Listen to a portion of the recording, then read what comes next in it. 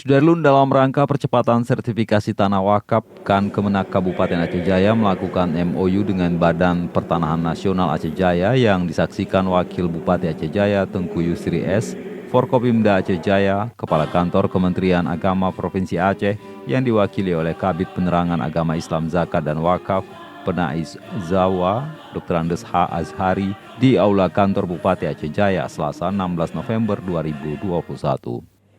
Kegiatan penandatanganan MOU yang turut dihadiri oleh SKPK Kabupaten Aceh Jaya. Dalam sambutannya, Wakil Bupati Aceh Jaya mengapresiasi dan menyambut baik hal tersebut dengan harapan bisa mempercepat sertifikasi tanah wakaf yang berjumlah 129 dari 408 yang belum bersertifikasi.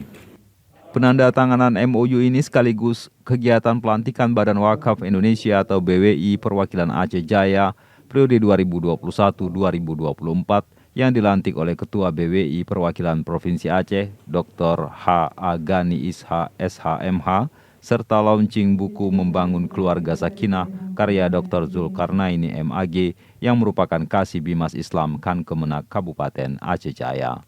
Kepala Kantor Wilayah Kementerian Agama Provinsi Aceh dalam arahannya menyambut baik dan sangat mendukung terlaksananya penandatanganan MOU Kemenak dengan BPN.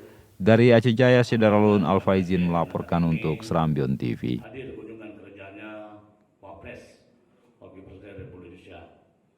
Jadi